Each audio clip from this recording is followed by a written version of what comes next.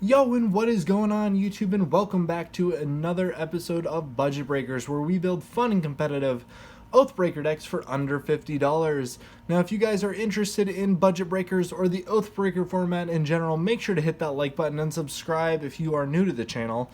If you guys are interested in MagiKids, the official charity of the Oathbreaker team, make sure to check out those links in the description down below. But guys, let's jump right on into this video.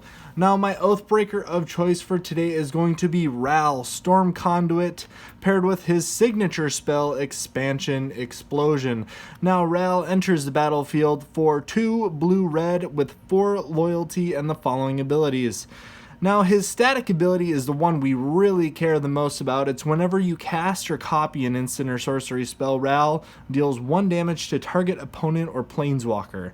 Now, his +2 allows us to scry 1, and his -2, when you cast your next instant or sorcery spell this turn, copy that spell. You may choose new targets for that copy. Now, his signature spell, Expansion Explosion, it's a dual spell, but we're really only ever worried about expansion. It's an instant for hybrid blue-red, copy instants or sorcery spell with converted mana cost 4 or less. You may choose new targets for the copy. Now, Explosion for X, blue, red deals X damage to any target, and target player draws X cards.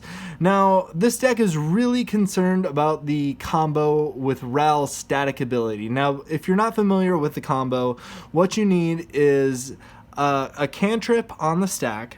We cast Expansion targeting that cantrip.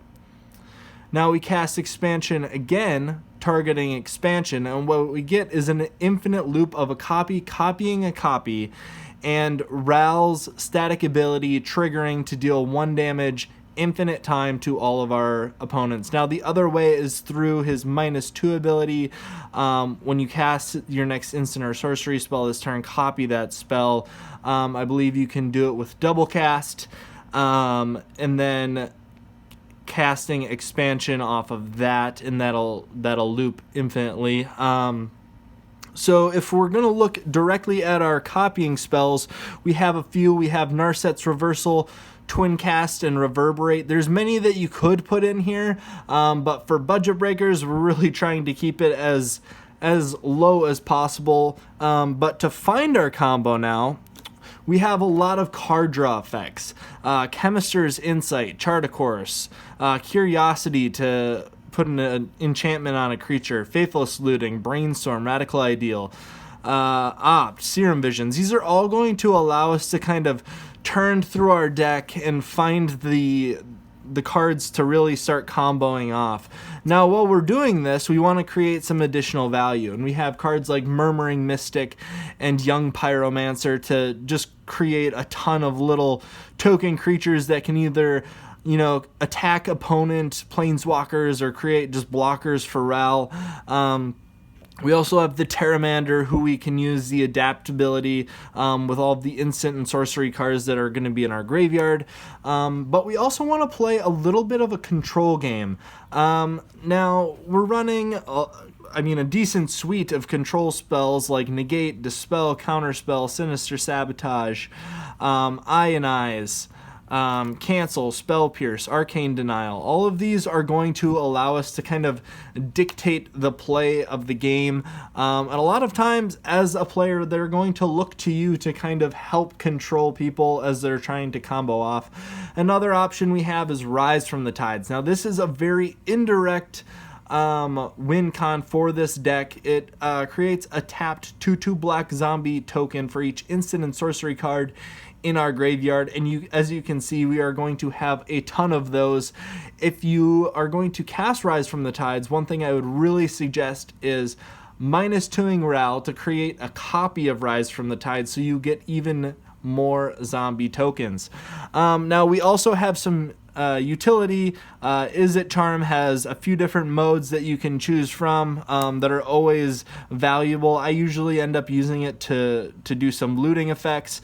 We have Disperse and Unsummon to kind of bounce permanents to people's hands, but we also have some creatures that care about instants and sorceries in the graveyard, kind of as our beaters for the deck. The Enigma Drake, the Crackling Drake, and the Spellheart Chimera really all are just good beaters when they come in. They're good ways to end the game. We also have Niv Mizzet. With all the card draw that we're doing, we can deal some indirect damage that way.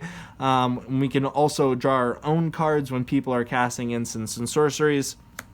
Augur of Bolas, just to kind of look at the top few cards of our deck, just to kind of get one of those out of there. Goblin Electromancer to just make our cantrips a little bit cheaper. Saheeli Sublime Artificer. Now this is just an addition that I made just to kind of get those additional tokens. Now, her static ability, whenever you cast a non-creature spell, you get to create a 1/1 colorless servo artifact creature token. I really never use her -2 ability. I'm only using her to kind of utilize the token effects. We also have the Rune Chanters Pike. Now, this is kind of just for our beatdown creatures here. The Pike enters, you equip for 2. The equipped creature has first strike and gets +X+0, where X is the number of instant and sorcery cards in your graveyard. And as you can tell, that is going to be a very high number. But guys, that is going to be it for this episode of Budget Breakers. If you guys have any ideas that you would like to see made into a video, make sure to leave a comment down below and I'll make my way through them as possible. And just a reminder, the battle series is going to be returning next week. We're very excited about that. We have a group of volunteers that are going to record a video and get some gameplay up on the channel. But as always, guys, make sure you hit that like and subscribe button, because what else are you gonna do? I'll catch you guys later.